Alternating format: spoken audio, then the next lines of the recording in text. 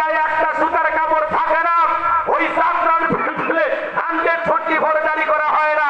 যারা তাফসীরুল কোরআন মাহফিলে ওয়াজ মাহফিলে 144 জারি করে আলেমদের কথা বলতে বাধা নাই, মনে রাখবেন ওরা কখনো মুসলমান হতে পারে না, ওদের জন্ম মুসলমানের ঘরে হতে পারে না, ওরা হলো আবু জেহেলের অনুসারী। কথা বলতে গিয়ে কাফেরদের স্লোগান ছিল ওয়াকালাল্লাযীনা কাফারু লা তাসমাউ লিহাযাল কুরআন ওয়ালগাউ ফীহি লাআল্লাকুম তাগলিবুন।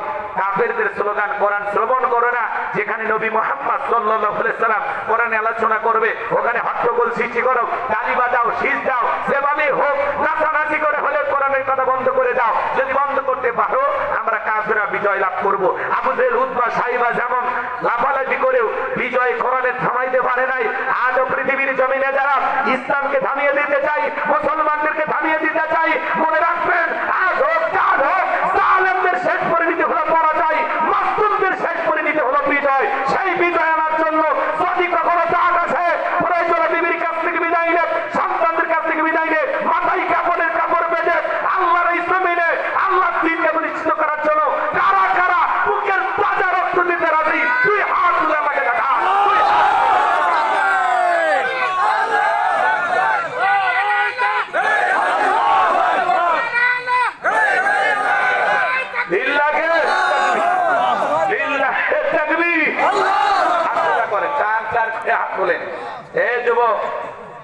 নবী মুসার এই আলোচনা শোনা দরকার আছে না? এরপরে যুবকদের 4 নাম্বার, এটা কয় নাম্বার চলেছে? 3। এরপরে যুবকদের 80 গেছে।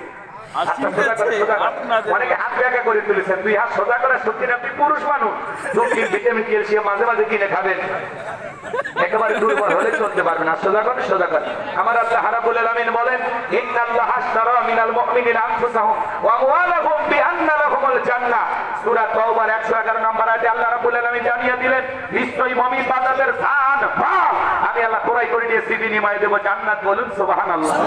তাহলে বলেন তো বাজান, আপনার আমার জীবনের মালিক কে? আল্লাহ। এই মাগুরার যুবকেরা ভালো করে বলো তো, এই জীবনের মালিক কে?